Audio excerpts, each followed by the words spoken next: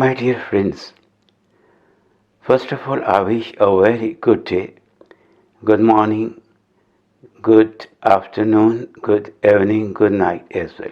Okay, let's coming to the point.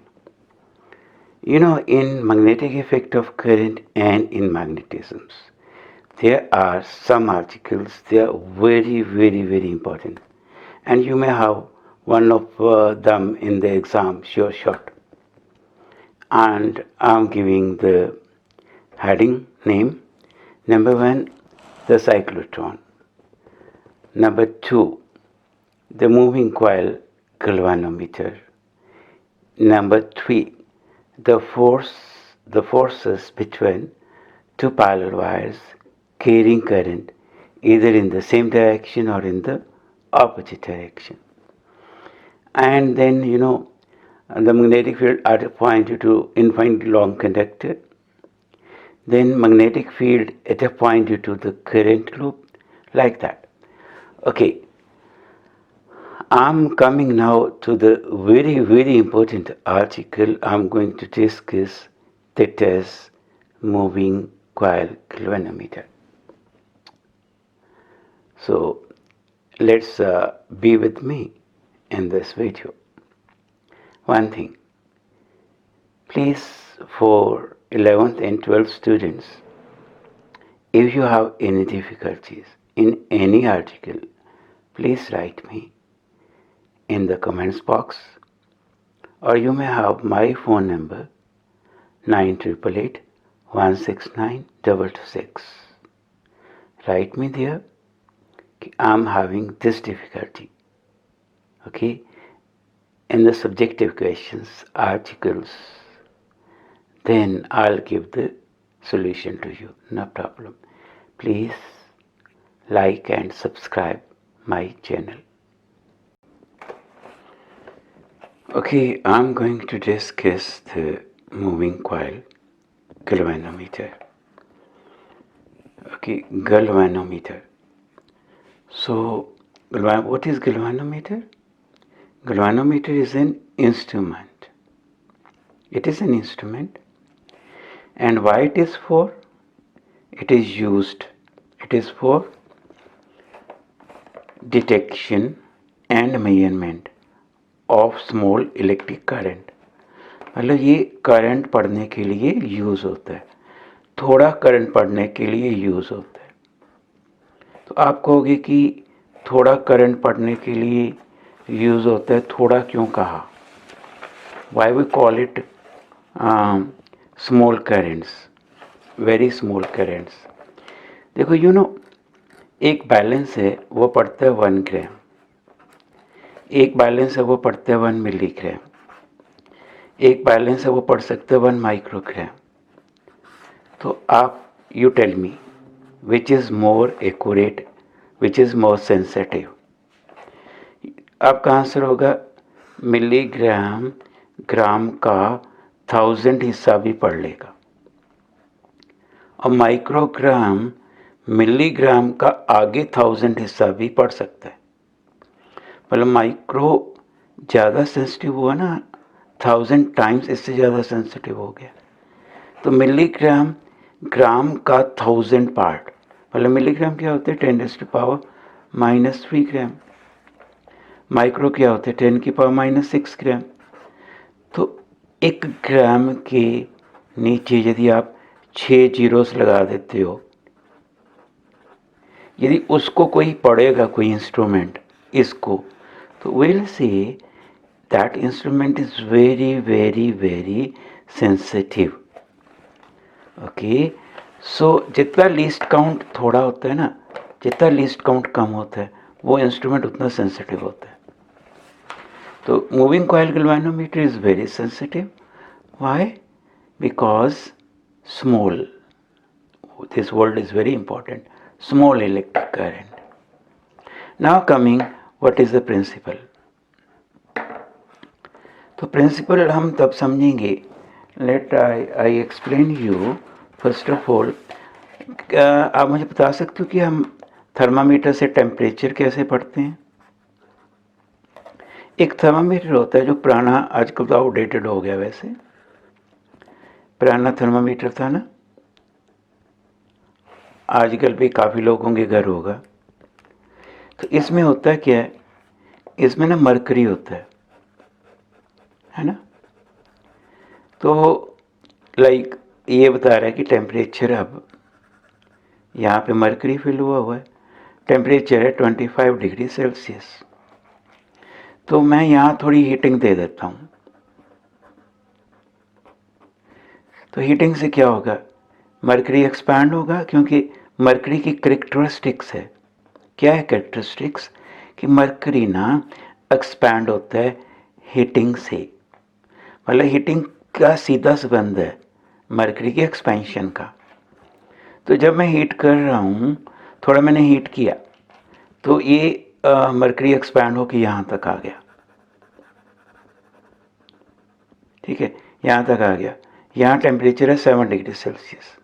तो मुझे पता चला कि जो मैं हीटिंग कर रहा था मैंने ना 70 डिग्री तक हीट किया, वहाँ पे टेम्परेचर इतना था 70 सेल्सियस। तो एक्चुअली आप टेम्परेचर कैसे पढ़ रहे हो, आप एक्सपेंशन नोट कर रहे हो ना।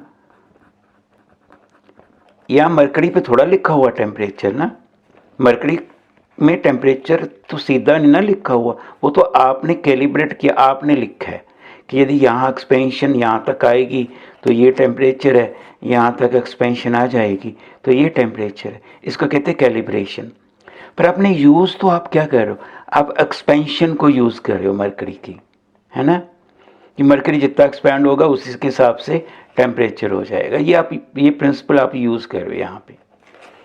तो गैल्वेनोमीटर में कौन सा प्रिंसिपल यूज़ होता है, गैल्वेनोमीटर में प्रिंसिपल यूज़ होता है कि ये जो कॉइल होती है ना, यहाँ पे ये कॉइल जिसमें हम करंट देते हैं कॉइल को, तो कॉइल का टर्निंग इफेक्ट होता है। कॉइल, यदि मैं कहूँ कि लाइक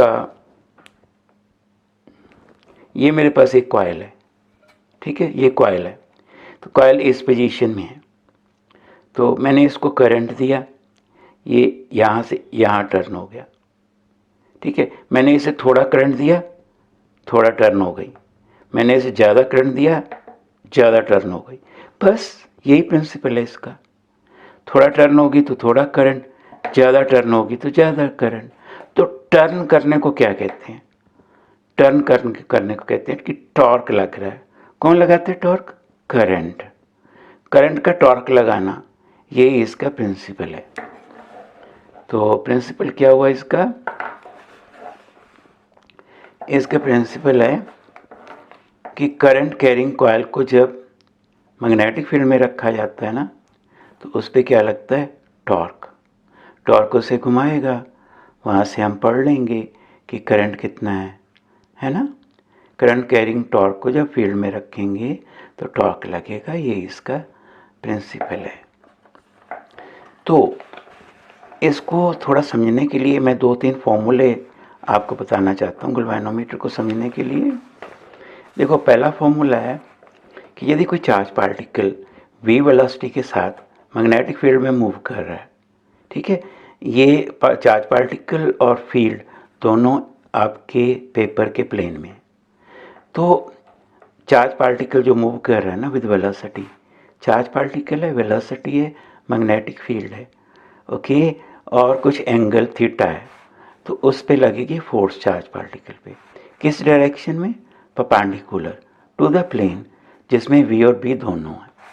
तो पहला तो ये याद रखना फॉर्मूला, तभी गैल्वेनोमीटर समझ आएगा कि चार्ज पार्टिकल जब फील्ड में मूव करता है कुछ एंगल पे, तो उस पर फोर्स लगती है, और आप राइट हैंड रूल लगा सकते हो फोर्स की डायरेक्शन के लिए।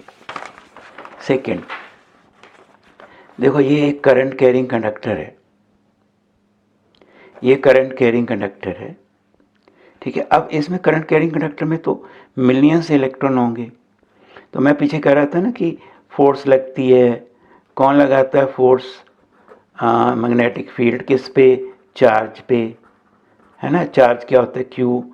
तो ये जो वायर जब करंट चल रहा है तो इसका मतलब तो चार्ज होगा ही ना इसमें, तो चार्ज होगा तो चार्ज मूव भी कर रहा है क्योंकि करंट है, तो चार्ज है, मूव कर रहा है, और मैग्नेटिक फील्ड भी मैंने दे दी है, ये मैग्नेटिक फील्ड है इस तरफ, है ना। तो मैग्नेटिक फील्ड भी है, करंट भी है, तो फोर्स लगेगी। तो फॉर्मूला क्या होगा, I L cross B. Very important. आप राइट हैंड रूल यहाँ भी लगा सकते हो, इवन फ्लेमिंग का लेफ्ट हैंड रूल भी लग सकता है, ठीक है। तो फोर्स फाइंड करने के लिए डायरेक्शन, तो करंट है, मैग्नेटिक फील्ड है, एंगल है, तो फोर्स लगनी है, ये याद रखना। फोर्स का फॉर्मूला क्या होगा, आई एल बी। अब आते हैं मूविंग कॉइल को समझने के लिए, एक मूविंग कॉइल गैल्वेनोमीटर को समझने के लिए एक कॉइल को जिसको फील्ड में रखा हुआ है। देखो आप इस चीज़ को समझो। देखो मेरे पास ये जो पेन है ना, ये जो पेन है, ये मैग्नेटिक फील्ड की डायरेक्शन है। तो मैंने ऐसे रख दिया, ठीक है। तो एक बात ध्यान रखना, वेरी वेरी इंपॉर्टेंट, फील्ड, ये प्लेन ऑफ कॉइल है ना, प्लेन ऑफ कॉइल और मैग्नेटिक फील्ड में एंगल कितना है, 0। एक होता है angle field field magnetic field में और प्लेन ऑफ कॉइल में, उस एंगल को हम बोलते हैं फाई। तो यहाँ पे वो शो हुआ है कि ये मैग्नेटिक फील्ड है बी, ये प्लेन ऑफ कॉइल है, ये प्लेन ऑफ कॉइल है, और ये फील्ड, ये मैग्नेटिक फील्ड है। इसमें एंगल ये वाला जो है, ये क्या है, एंगल फाई। फाई कौन सा है, अब समझ लो। ये फील्ड है, ये प्लेन है, तो इसमें एंगल कितना है, फाई। फाई की वैल्यू क्या है इस केस में, 0। इस केस में फाई कितना होगा, 90, क्योंकि ये प्लेन हो गया ना और ये फील्ड होगी, एंगल कितना होगा, 90। तो इस एंगल को क्या बोलते हैं, फाई। ओके। तो जो टॉर्क लगता है ना इसमें, मतलब क्योंकि एक्चुअली कॉइल क्या है, 4 साइड्स है ना, 1 2 3 4। तो अभी मैं पीछे कह रहा था कि करंट कैरिंग कंडक्टर होता है तो उस पर फोर्स लगती है, तो फोर्स इसमें भी लगेगी, इस पर भी लगेगी। क्यों लगेगी, बी के कारण। 2 फोर्सेस इसमें लगेंगी, 2 फोर्सेस इन साइड्स पे लगेंगी। इस साइड पे जो फोर्स लगती है इस तरफ, और एक फोर्स लगती है इस तरफ, ये 2 फोर्सेस तो कैंसिल हो जाती हैं। क्यों, इनका कोई रिजल्ट नहीं होता, क्योंकि ये सेम लाइन के अलॉन्ग आ जाती हैं। पर इन दोनों पे, लाइक ये वाली जो साइड है इस पे फोर्स जो लगेगी और इस पे जो फोर्स लगेगी वो होंगी, वो भी इक्वल एंड ऑपोजिट डायरेक्शन में, वो कैंसिल नहीं हो पाएंगी। क्यों कैंसिल इसलिए नहीं हो पाएंगी, बिकॉज कि यदि मैं कहूँ कि ये मेरी ये वाली लाइन है, ब्रेड्थ ऑफ द कॉइल, तो इस साइड पे जो फोर्स लग रही है वो ऐसे लग रही है, और ये जो साइड है इस पे फोर्स ऐसे लग रही है। तो ये दोनों फोर्सेस में एक परपेंडिकुलर डिस्टेंस आ रहा है, ठीक है। तो वो परपेंडिकुलर डिस्टेंस कितना आ रहा है, ये वाला, ये परपेंडिकुलर डिस्टेंस आ रहा है। इसके कारण जब फोर्स में और डिस्टेंस आ जाए, परपेंडिकुलर डिस्टेंस आ जाए, तब क्या होता है, फिर टॉर्क बनता है। तो टॉर्क की वैल्यू क्या होती है, force into perpendicular distance. Okay. तो यदि मैं कहूँ कि ये देखो, ये ऐसे फील्ड थी ना बी, और ये प्लेन ऑफ कॉइल था, ये एंगल क्या था, फाई, तो टॉर्क कितना बनेगा, तो फोर्स कितनी होती है, फोर्स होती है आई एल बी। ये फोर्स की वैल्यू है, मैग्नेटिक फोर्स। अभी पीछे मैंने आपको पेज दिखाया था। परपेंडिकुलर डिस्टेंस क्या होगा, ये बी, यदि ये बी हुआ तो बेस क्या होगा, बेस परपेंडिकुलर डिस्टेंस है ना, बी कॉस फाई। भाई याद रखना मैं फाई क्या कह रहा हूँ, फाई बी और प्लेन ऑफ कॉइल में, ठीक है। तो टॉर्क की वैल्यू कितनी हो जाएगी, length into breadth becomes area, I A B cos phi. Okay, I A B cos phi. और यदि एन टर्न्स हुई कॉइल की तो टोटल टॉर्क कितना होगा, N I A B cos phi. तो टॉर्क सबसे ज़्यादा कब होगा, जब फाई की वैल्यू 0 है। तो टॉर्क ज़्यादा कब होगा, फाई 0 पे। अच्छा, एक टॉर्क का और भी एक्सप्रेशन मैं ये भी बता दूं। देखो अभी तो मैं ये कह रहा था ना कि ये एंगल, ये वाला जो है ना, फील्ड और प्लेन ऑफ कॉइल में अभी 0 है, तो टॉर्क इस केस में मैक्सिमम होगा यदि फील्ड ऐसे होगी। तो यदि ऐसे कॉइल की पोजीशन हुई और ये फील्ड हुई तो टॉर्क 0 होगा, क्योंकि फाई में इट इज़ 90 डिग्री और टॉर्क 0 हो जाता है। पर एक एंगल और कंसिडर किया जाता है between the magnetic field and area vector. Area vector होता है ये जो प्लेन है इसके परपेंडिकुलर, ठीक है। यदि मैं फिगर में बताऊं, वो फिगर में ये वाला, ये देखो ये लाइन, ये परपेंडिकुलर है किसके, इस लाइन की, इस प्लेन की, तो इसको क्या कहते हैं, एरिया वेक्टर। तो एरिया वेक्टर और मैग्नेटिक फील्ड में जो एंगल है वो थीटा का है, और फाई प्लस थीटा कितना होगा, फाई प्लस थीटा कितना होगा, 90 का। ओके, तो फाई कितना होगा, फाई हो जाएगा 90 माइनस थीटा। तो if I substitute this value here, तो torque becomes NIAB cos 90 minus theta. cos 90 minus theta क्या होता है, साइन थीटा। तो torque is equals to NIAB sine theta. Sine, यदि मैं साइन में कहूँगा, याद रखना साइन में रिजल्ट आएगा तो वो एंगल एरिया वेक्टर और मैग्नेटिक फील्ड में होएगा। यदि मैं फाई कहूँगा, कॉस फाई कहूँगा, कॉस कहूँगा, वो एंगल मैग्नेटिक फील्ड और प्लेन ऑफ कॉइल में होएगा, प्लेन ऑफ कॉइल में, ठीक है। Don't confuse the two. आप ना इसको समझने के लिए एक ही रिजल्ट को यूज़ करो, दो को मिक्स नहीं करना है। इसमें साइन वाला है तो एंगल एरिया वेक्टर और बी में, कॉस वाला है तो एंगल फील्ड में और प्लेन ऑफ कॉइल में, ठीक है। चलो मैं ये यूज़ कर लेता हूँ, है ना, कॉस वाला। तो मैं ये कह रहा था कि लाइक ये केस है, इसमें अब एंगल कितना है, 0 का, टॉर्क लगेगा मैक्सिमम, और ये यहाँ पे क्या होगा, टॉर्क लगेगा 0, ठीक है। तो मूविंग कॉइल में क्या होता है, मूविंग कॉइल में ना हम ऐसा अरेंजमेंट बनाना चाहते हैं कि मैग्नेटिक फील्ड जो हम यहाँ पे मैग्नेट रखे हैं दो, वो मैग्नेट इस तरह का ले लेते हैं, ऐसे हॉर्स शू मैग्नेट लेते हैं, हॉर्स शू मैग्नेट कनकेव, मतलब उसका ये जो शेप होती है ना, ये वाली, ये कनकेव टाइप होती है, concave type magnet, horse shoe magnet concave type ले लेते हैं। तो उसका लेने का फ़ायदा पता क्या होता है, कि चाहे कॉइल ऐसे हो तब भी टॉर्क मैक्सिमम होगा, मतलब फील्ड प्लेन के पैरेलल आ जाएगी। यदि ये थोड़ा घूमती है ना कॉइल, ऐसे घूमगी, तब भी फील्ड इसके पैरेलल, कोई एक कंपोनेंट फील्ड का इसके पैरेलल तब भी आएगा। ये मतलब फील्ड, रेडियल फील्ड का ये फ़ायदा होता है कि रेडियल फील्ड का एक कंपोनेंट प्लेन ऑफ कॉइल के पैरेलल हमेशा ही रहता है, चाहे कॉइल जैसे मर्जी घूम जाए। ये याद रखना। आप एग्ज़ाम में एग्जामिनर यदि पूछ सकता है कि आप कनकेव टाइप मैग्नेट क्यों यूज़ कर रहे हो, आपने कहना है कि यदि हम सीधा मैग्नेट यूज़ करेंगे तो टॉर्क जो है मैक्सिमम एक कोई पोजीशन पे आएगा, इस पोजीशन पे, अदरवाइज ये घूमेगी ना तो टॉर्क कम होता जाएगा, वो नहीं हम चाहते। हम चाहते हैं कि टॉर्क एक साथ रहे, तो हम ना उसको हॉर्स शू मैग्नेट बना देते, कनकेव टाइप बना देते हैं।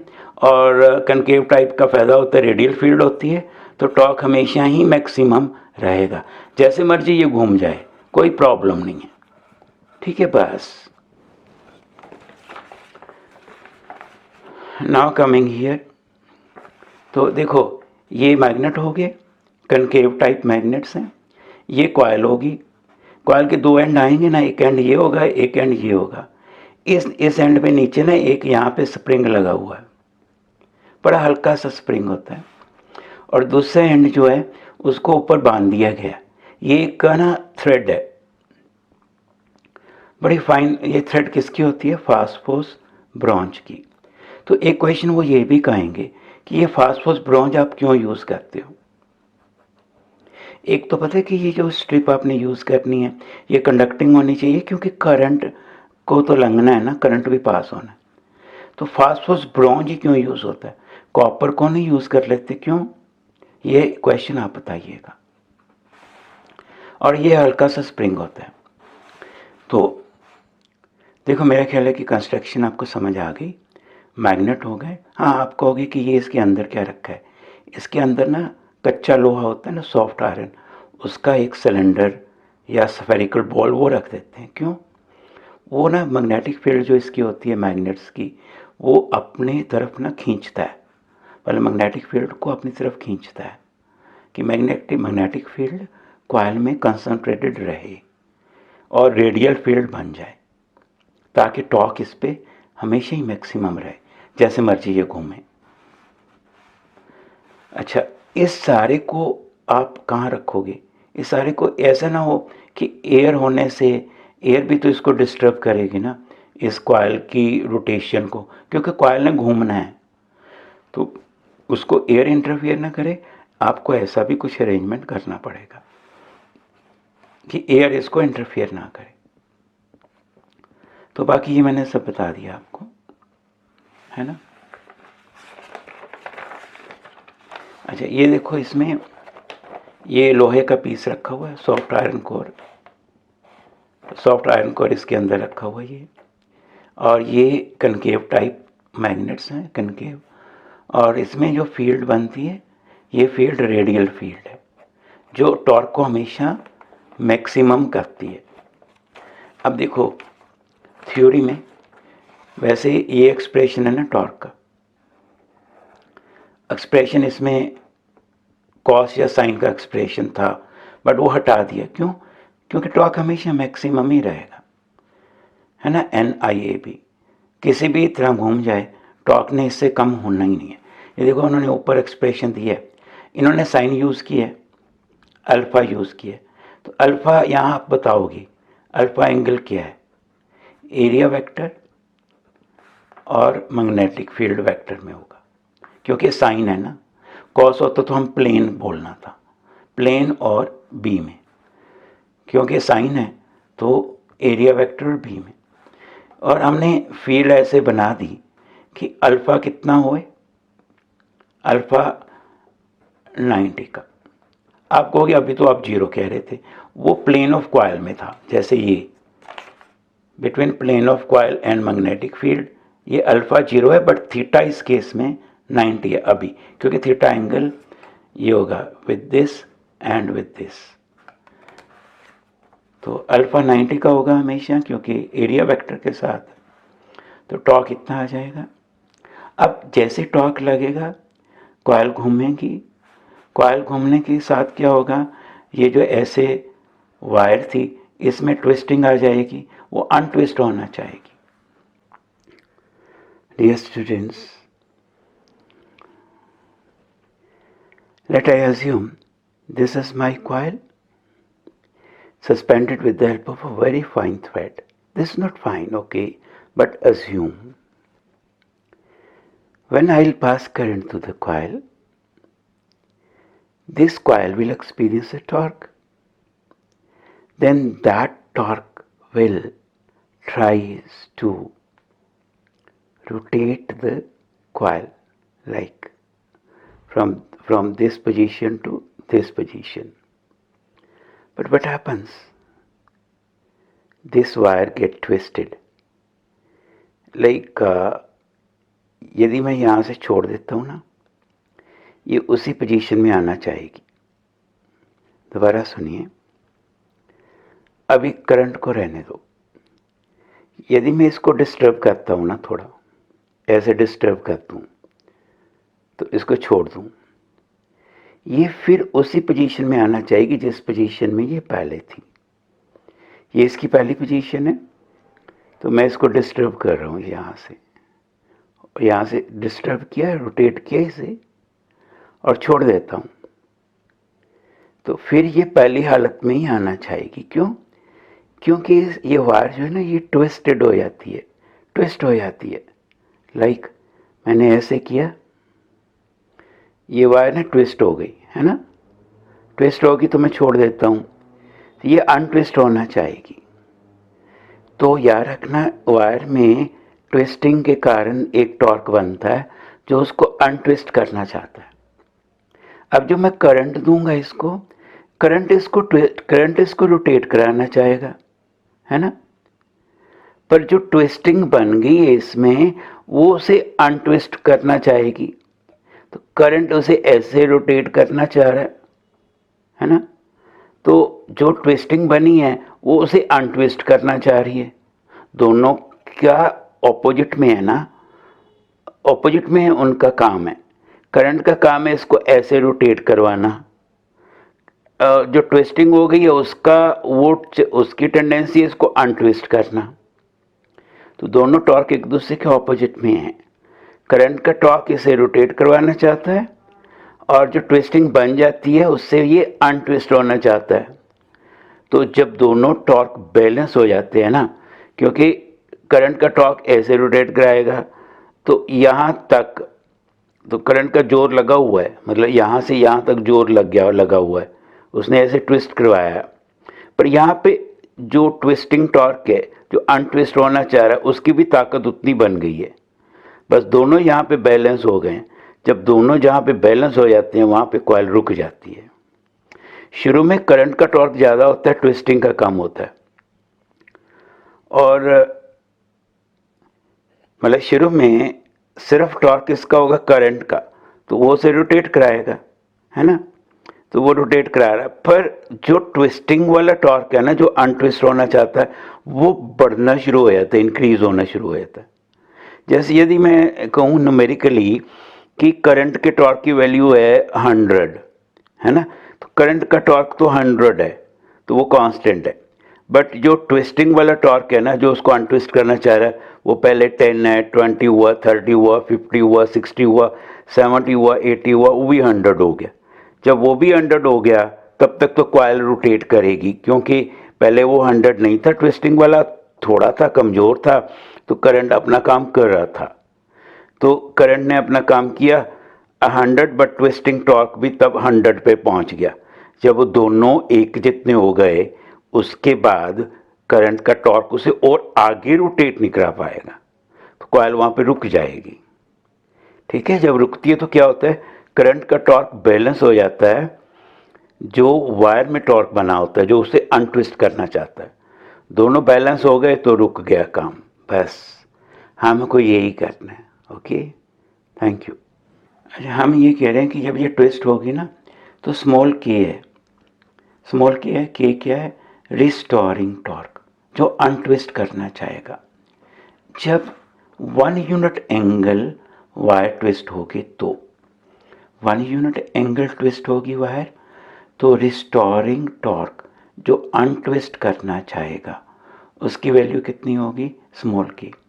और यदि वायर थीटा डिग्री टर्न हुई है, थीटा टर्न हुई है, तो रिस्टोरिंग टॉर्क जो अनट्विस्ट करना चाहेगा वो कितना होगा, के थीटा।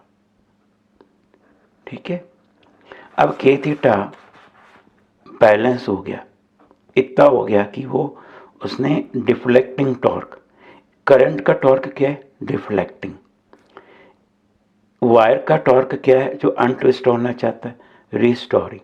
जो दोनों बराबर हो गए तो रुक जाएगी कॉइल, आगे नहीं घूम पाएगी। यहाँ से आई की वैल्यू ले लो। अब ये जो वैल्यू है ये कांस्टेंट वैल्यू, तो आई प्रोपोर्शनल टू क्या होएगा, थीटा।